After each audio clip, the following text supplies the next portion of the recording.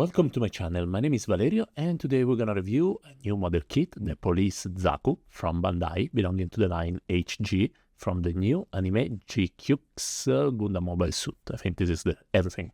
Okay, so I bought this model kit on Hobby Link Japan for, I want to say 20 bucks. Honestly, I can't remember. It wasn't much. HG kits are very cheap to begin with. And like many of you, I kind of fell in love with the design of GQuuuuuX. Or GQuuuuuX, I can't remember how it's pronounced. And when I saw the Zaku, I had to say, I say to myself, okay, this has to be mine. So particular and so special. It will be mine. So I bought it. And what do I think of it after I build it? Well, this is, it's particular. Let's leave it at that. I very, very much like the design. And, I have the suspect this is going to be the goof for this generation. I don't think they're going to release another blue Zaku with proper horns on the side. I think this is going to be. And, well, that's all for it. So, while I show the runners, and there isn't really too much to speak about it, I will speak a bit about the build.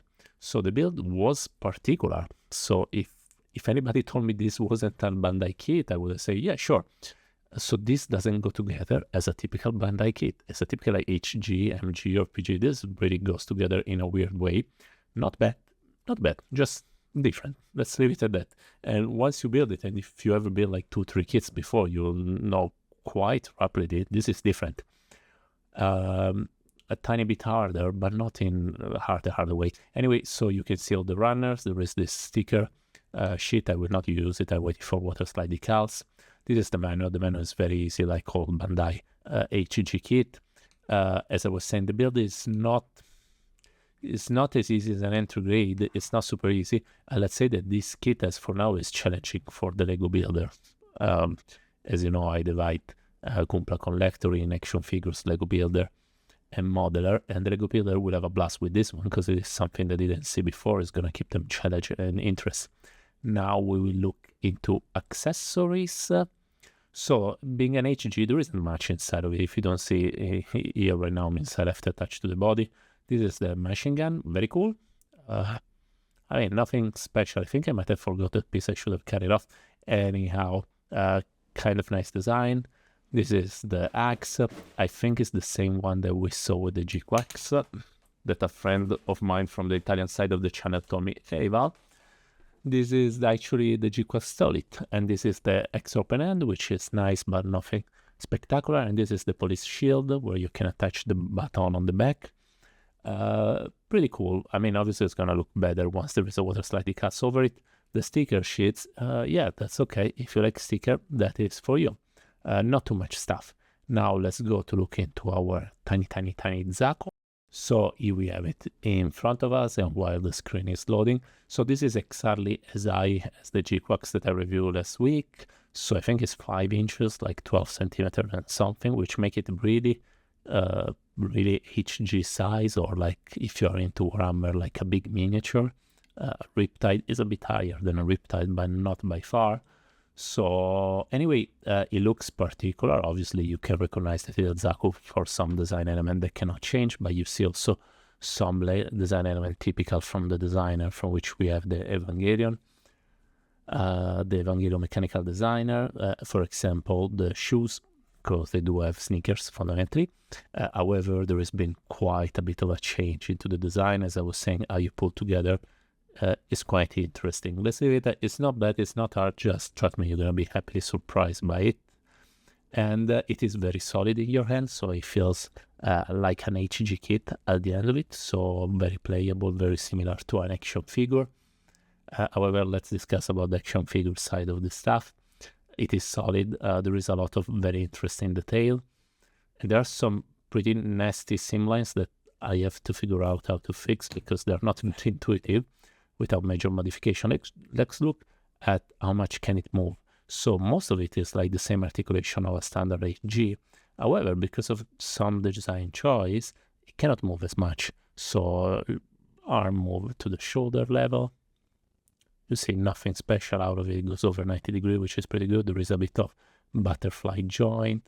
The head could have moved left and right, but it's a bit hard. The joints are pretty tight, but nothing that 2 minutes that you pause it is going to become loose. waist can move a bit left and right, and there is a tiny bit of ab crunch. However, when you move to the legs, fundamentally they can move like 10 degrees to the left or to the right. I suspect you could actually block the ball peg into it and have it rotate a bit more, but they will look very weird. So they can open a bit, but just a tiny amount. You can fully close the knee so that it goes behind the thrusters. Quite funny, honestly. Waist, so there is a tiny bit of tight rotation, but nothing too much. And the foot can move left and right, up and down. There is not a typical kind of swivel. And now, I mean, honestly, this looks like it moves, but it is way less articulated because of the lock on the leg than a normal Gunpla figure. Like, fundamentally, it's locked a bit on the tight side, which for the action figure collector is not ideal because it can't pose too much. Okay, now we go for comparison. Lego dude as usual, very small, no surprise, but not so small because this dude is also small. Now, Goof from the origin, this is the original one for the curious. This is gonna get painted. GQuuuuuX, still waiting for the water slide decal, pretty cool. The Zaku looks a bit bulkier. And this is Tetsujin, which is much bigger from moderate line. Now let's go for conclusion. As you might or might not aware, because I repeat it pretty often, I think there are three categories of Gunpla collector. There is the action figure collector, the Lego builder, and the modeler. So let me give a couple of ideas for each one of them. So for the Lego builder, this is a great, fantastic kit because it's so much fun to build. It is different from the usual Gunpla, so they will like the challenge, and they're going to be interesting to see where this new line arrives into solution for putting stuff together. They will find it very enjoyable. For the action figure collector, not so much. This stuff can kind of pose, but not really because of some limitation to design. They might be frustrated with it. And that's about, like, you can keep some pose, but they look like very specific pose out of it. And now for the model builder, this is going to be a challenge in more than one way because there are Sims line, like old style Bandai kit that you will want to fix. You need to find a solution for it, and because of the particular build process, it's not as intuitive as you might think. The Said so, this is a lot of mechanical detail, you don't need to add too much. It's mainly fixing the sim line kind of problem going on here. Still, it's going to be a challenge. I'm curious to see about the first color. I mean, this is not a particular hard kit to put together because everything is blue. Okay, so Said so, pro and cons for everybody. Cons, the Sims lines and possibility is kind of limited. Pro, very super cool design, quite fun to put together, and low price. Now I'm really excited for the next release from this line, which I think is going to be the HG Gun Cannon, I suppose. Anyway, from Valerio is everything. Have a nice day, guys.